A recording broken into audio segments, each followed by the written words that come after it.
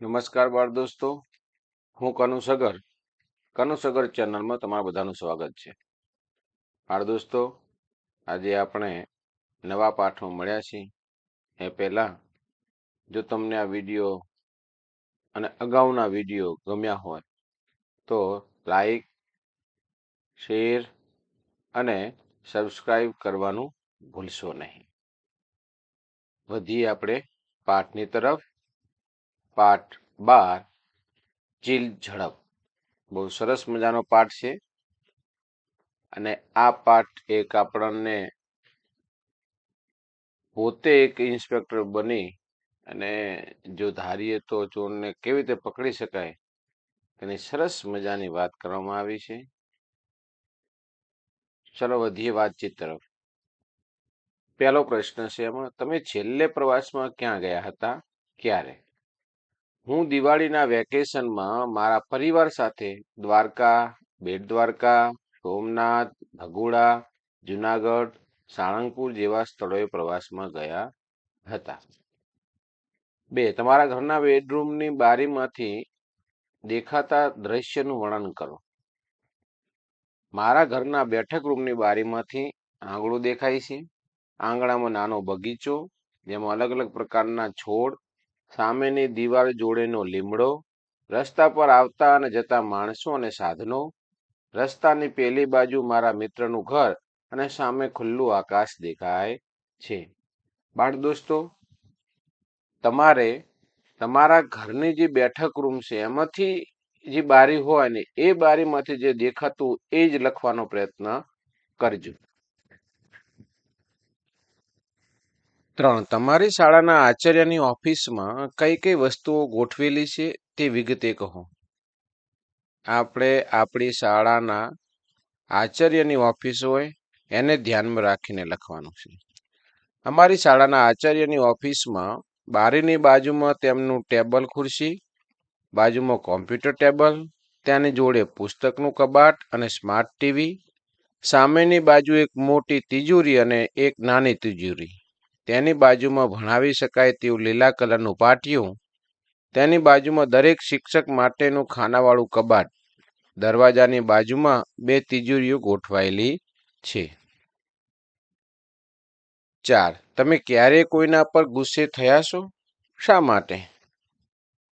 હા, નાના ભાઈની ભૂલને કારણે મને મારા પિતાએ મને જ્યારે માર્યો હતો ત્યારે હું મારા નાના ભાઈ પર ગુસ્સે થયો હતો. 5. તમારી કોઈ કિંમતી વસ્તુ ખોવાઈ જાય તો તમે શું કરશો? જો મારી કોઈ કિંમતી વસ્તુ ખોવાઈ જાય તો મને ખૂબ જ ચિંતા થાય. જ્યાં જ્યાં ગયા ત્યાં ફરીને શોધવાનો પ્રયત્ન કરી, મિત્રોને પૂછીએ, એને મદદ કરવા માટેની જાણ કરીએ. છેવટે ન જડે તો આપણે આપણા માતા પિતાને પણ જાણ કરીએ છીએ અને તેમ છતાં ના મળે તો પોલીસમાં હું જાણ કરું. અહીંયા શબ્દનો મિસ્ટેક છે, પોલીસ નથી પણ પોલીસ છે. 6. તમારા વર્ગખંડમાં કોઈની વસ્તુ ચોરાઈ જાય તો તમારા વર્ગ શિક્ષક તે કેવી રીતે શોધી કાઢે છે? તમને ઘણો બધો આ અનુભવ થયો છે બાળ દોસ્તો.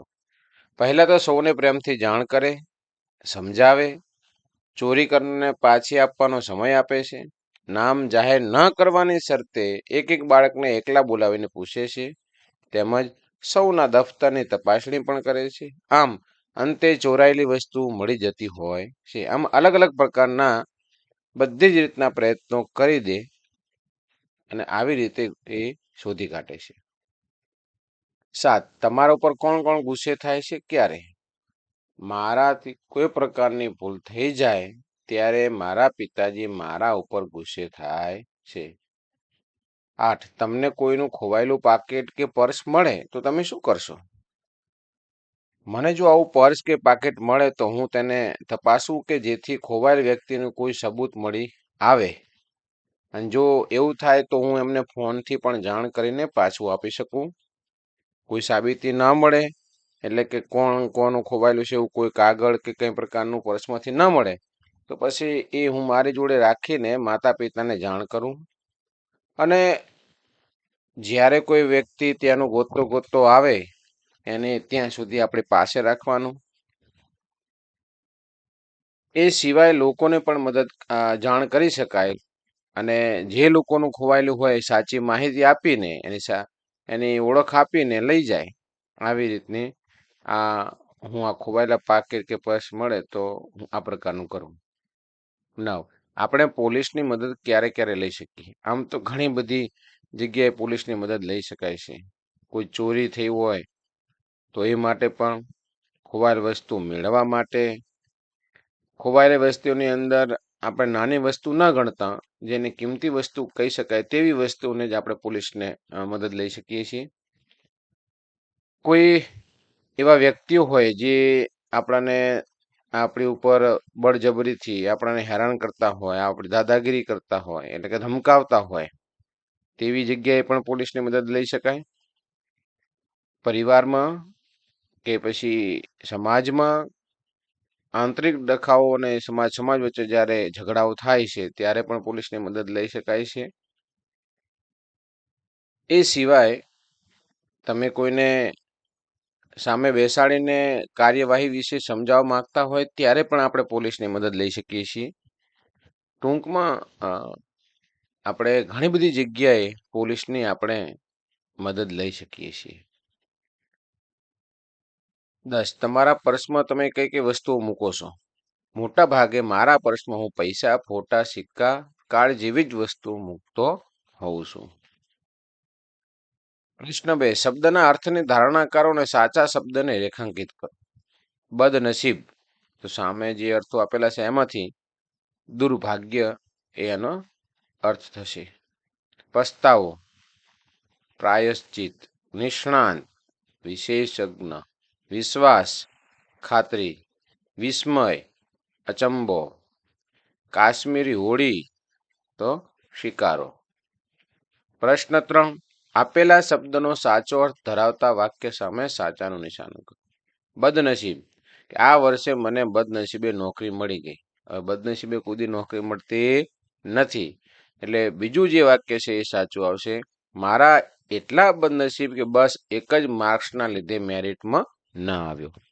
2, નિષ્ણાંત, તો જોઈએ એ ગુજરાતી વિષયમાં એવા નિષ્ણાંત કે બધા એમની એમની જ સલાહ લેતા. મયંક ગાવામાં નિષ્ણાત હતો એટલે સારી રીતે ગાઈ શકતો ન હતો. તો પહેલું વાક્ય આવશે એના માટે સાચું. પ્રશ્ન 4, પાઠના આધારે ખાલી જગ્યા પૂરો. એમાં 1, તખ્તમલને પોતાના ખરાબ વર્તન માટે પસ્તાવો થયો હતો. જાદુગર મિરાન્ડાએ હાથ ચાલાકી કરી પાકીટ તફડાવી લીધું. 3, ઇન્સ્પેક્ટર કુમારે બધાની ઝીણવટ ભરી તપાસ કરી. અથવા તમે આમાં ઉલટ પણ શબ્દ લખી શકો છો. ચાલાક ઇન્સ્પેક્ટર કુમાર આગળ મિરાન્ડાની કોઈ ચાલાકી ચાલી નહીં. 5, ઉદાહરણ મુજબના વધુ શબ્દો શોધી વાક્ય રચના કરો. ઉદાહરણ તરીકે વાયોલિન અને વાદક, એવી રીતે વાક્ય પણ બનાવ્યું છે. કેળકર સારા વાયોલિન વાદક હતા. હવે આપણને પહેલું છે તબલા, તો તબલા વાદક. તો વાક્યનું બની શકશે ઝાકીર હુસેન જાણીતા તબલા વાદક છે. સરોદ વાદક, એનું વાક્ય બનશે વિકાસ મહારાજ જાણીતા સરોદ વાદક છે. વીણા, તો વીણા વાદક. વાક્ય લલિતા સુંદર વીણા વાદક છે. હવે આપણી રીતે બનાવી વાંસળી, તો વાંસળી વાદક. એનું વાક્ય બનશે હરિપ્રસાદ ચૌરસિયા પ્રખ્યાત વાંસળી વાદક ગણાય છે. સિતાર વાદક. વાક્ય રવિશંકર વિશ્વવિખ્યાત સિતાર વાદક હતા. પ્રશ્ન 6, સાચા વિકલ્પ સામે ખરાની નિશાની કરો. 1, તખ્તમલ સુરતસિંહની વાત સાંભળી રાતો પીળો થઈ ગયો. તો એના ઓપ્શનમાં જોઈએ તો સાચું આવશે કે તખ્તમલ સુરતસિંહની વાત સાંભળી ગુસ્સે થઈ ગયો. બીજા વાક્ય તમે જોશો તો એ મેળ ખાતા નથી. 2, મિરાન્ડા બોલી ઉઠ્યો, તમારી પાસે બહુ રૂપિયા હતા એનું ગાણું ગાયા ના કરો. એ રૂઢિપ્રયોગ છે. તો સી આવશે એની અંદર. મિરાન્ડાએ કહ્યું તમારી પાસે ખૂબ રૂપિયા હતા એની વાત વારંવાર ન કરો. પ્રશ્ન 6 નો ત્રીજો, ઇન્સ્પેક્ટર કુમારે વાતનો દોર પોતાના હાથમાં લીધો. તો આની અંદર આવશે, ઇન્સ્પેક્ટર કુમારે ચર્ચાનો વિષય પોતાના હાથમાં લીધો. 4, ગાઈડ બિચારો ક્ષોભથી ઇન્સ્પેક્ટર કુમાર સામે તાકી રહ્યો. એટલે કે ગાઈડ બિચારો શરમથી ઇન્સ્પેક્ટર કુમાર સામે તાકી રહ્યો. કેળકરે કુમારની વાતમાં સૂર પુરાવ્યો. તો આનો જવાબ આવશે, કેળકરે કુમારની વાતને ટેકો આપ્યો. આ દરેક વાક્યમાં એક રૂઢિપ્રયોગ સમાયેલો છે અને એના આધારે આ સાચો વિકલ્પવાળા વાક્યની સામે ખરાની નિશાની આ કરવાની હતી. પ્રશ્ન 7, વિઝિટિંગ કાર્ડ છે. એના આધારે આપણે પ્રશ્નો બનાવવાની વાત કરી છે. તમે બાળ દોસ્તો જોઈ શકો છો, એક પોલીસ કર્મીનું આ વિઝિટિંગ કાર્ડ છે. નામ છે, એમનો હોદ્દો, બેન્ચ નંબર છે, જન્મ તારીખ, ઓળખપત્ર નંબર, બરાબર, એમનું ક્યારે ઇસ્યુ કર્યું છે અને ક્યારે એની છેલ્લી અવધિ છે, માન્ય તારીખ, અને ઉપરનો સ્લોગન છે સત્યમેવ જયંતે, તેમાં શાંતિ, સુરક્ષા, સાહસ, સલામતીની સેવા. હવે આના આધારે આપણે પ્રશ્ન બનાવવાના થાય તો સૌ પ્રથમ તમારે જાતે પ્રશ્ન બનાવવાના અને પ્રયત્ન કરવાનો જ. એના આધારે કોઈ તમને હવે 1, 2, 3, 4 પ્રશ્ન બનાવ્યા પછી ના ખબર પડતી તો જ આને આપણે જોવું. બનાવીએ આપણે એક પહેલો, LR કુમારનો જન્મ ક્યારે થયો હતો? શ્રી LR કુમાર કયો હોદ્દો ધરાવે છે? 3, આ કાર્ડ ક્યારે બનાવવામાં આવેલ છે? 4, આ કાર્ડ ક્યાં સુધી માન્ય રહેશે? 5, LR કુમારનો ઓળખપત્ર નંબર કયો છે? શ્રી LR કુમાર શેમાં નોકરી કરે છે? આ કાર્ડમાં કયા કયા અંગ્રેજી શબ્દો આવેલા છે? 8, આ વિભાગનો ધ્યેય શું છે? આવી રીતે તમે પ્રશ્નો બનાવી શકો અને જે પ્રશ્ન બનાવો એનો જવાબ તમને આવડતો હોવો જોઈએ. પ્રશ્ન 8, નીચે આપેલા વાક્યોને ઘટનાક્રમમાં ગોઠવો. તમારા પુસ્તકમાં જ એ આપેલું છે ને એને આપણે ઘટનાક્રમમાં ગોઠવવાનું છે. તો સૌ પ્રથમ, તખ્તમલે મિરાન્ડા સામે એવી નજરે જોયું જાણે નજરોને દાંત હોય તો મિરાન્ડાને આંખો ચાવી જાય. 2, તખ્તમલ કહે, શરત મારી દઉં, મને ખાતરી છે કે પૈસા મારી પાસે જ હતા અને આ 3 સિવાય કોઈ મારી આજુબાજુ નહોતું. 3, આખરે કુમારે વાતનો દોર હાથમાં લેવાનું નક્કી કર્યું. 4, કેળકરે વાતમાં સૂર પુરાવ્યો અને હું પણ આમાં પણ એક ભૂલ છે, જિંદગીમાં પહેલી વાર જ આવા મામલામાં સપડાયો છું. એવું જિંદગી નથી પણ જિંદગી છે. 5, અદ્ભુત મિસ્ટર મિરાન્ડા, જાદુગરોનો રાજા, અદ્ભુત એની માયાજાળ અને અજાયબ એના પ્રયોગ. 6, મિરાન્ડા શાંતિથી બોલ્યો, મેં કદી હરામને એક પાઈ પણ તફડાવી નથી. 7, કેળકરે ગર્વથી કહ્યું, અમે અમારી કળાને આધારે જીવીએ છીએ, કોઈ હાથ ચાલાકીઓ કરતા નથી. 8, તખ્તમલે ખુરશી ઊંધી કરી અને આશ્ચર્યનો એક ચિત્કાર એના મોંમાંથી નીકળી ગયો. પ્રશ્ન 9, આ રહસ્ય કથાનું કયું પાત્ર તમને ગમ્યું તેના વિશે નોંધ લખો.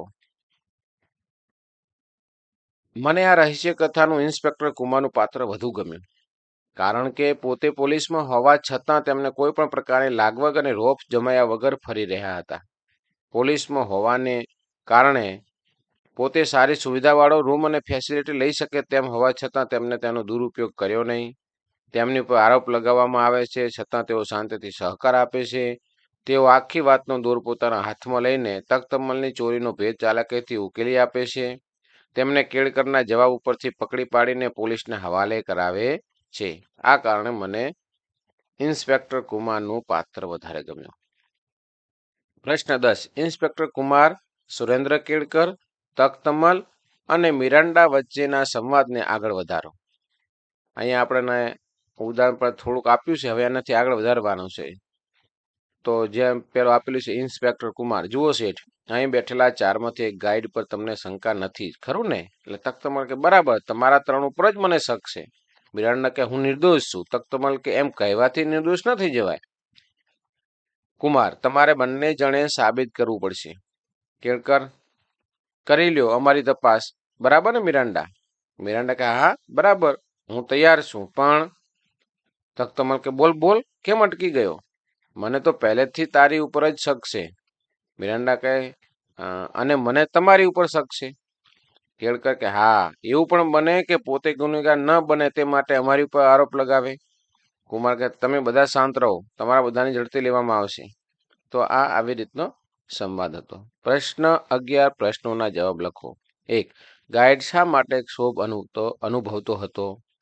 તખ્તમલ પોતાના રૂપિયાની ચોરીનો આરોપ તેના સાથી પ્રવાસી કુમાર કેળકર અને મિરાન્ડા ઉપર લગાવી રહ્યો હતો.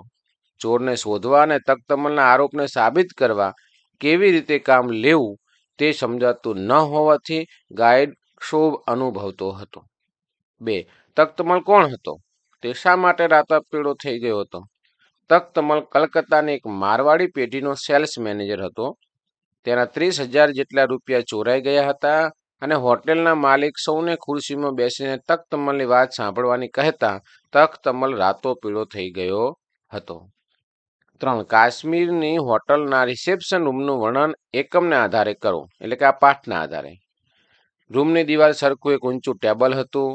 સામે 6-7 ખુરશીઓ હતી. એક તરફ મોટી બારી હતી જેમાંથી કાશ્મીરના હિમાચ્છાદિત શિખરોનું મનોરમ્ય દ્રશ્ય દેખાતું હતું. ટેબલની સામે એક બારણું હતું.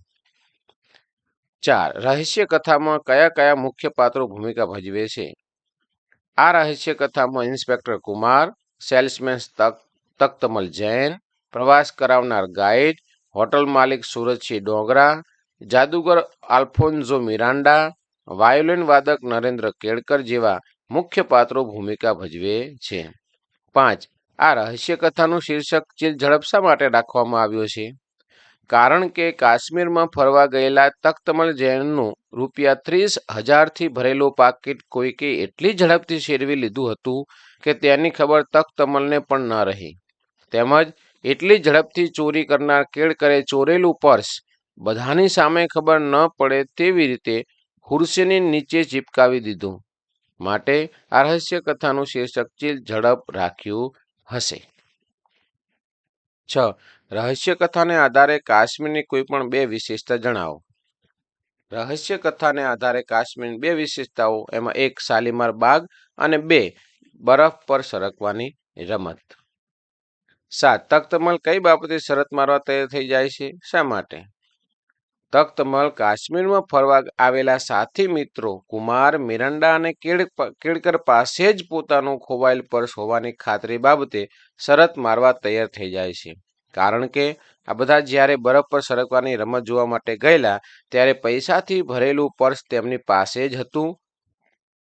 તખ્તમલની જોડે આ 3 સિવાય આજુબાજુ બીજું કોઈ ન હોવાથી તે માને છે કે તેનું પર્સ આ 3માંથી કોઈ એક પાસે જ છે તેવી ખાતરી હોવાથી. 8. તખ્તમલને ગાઈડ પર શંકા શા માટે ન હતી? કારણ કે ગાઈડ ફરવા આવેલ લોકોને 2 ભાગમાં ટુકડી પાડીને લઈ જાય છે. ત્યારે ગાઈડ બીજી ટુકડીની સાથે શાલીમાર બાગ તરફ જાય છે અને તખ્તમલનું જ્યાંથી પર્સ ગયું હતું ત્યારે ત્યાં ગાઈડ હાજર નહોતો, તેથી તખ્તમલને ગાઈડ પર શંકા ન હતી. 9. આલ્ફોન્સો મિરાન્ડા કોણ હતો? તેના વિઝિટિંગ કાર્ડ ઉપર શું લખ્યું હતું? આલ્ફોન્સો મિરાન્ડા એક જાદુગર હતો. તેના વિઝિટિંગ કાર્ડ ઉપર અદ્ભુત મિસ્ટર મિરાન્ડા, જાદુગરોના રાજા, અદ્ભુત એની માયાજાળ અને અજાયબ એના પ્રયોગો એવું લખ્યું હતું. 10. સુરેન્દ્ર કેળકર કોણ હતો? તેને કઈ બાબતનો ગર્વ હતો? સુરેન્દ્ર કેળકર એક વાયોલિન વાદક હતો. તેના કુટુંબમાં 3 પેઢીથી સંગીત વારસો ચાલ્યો આવે છે.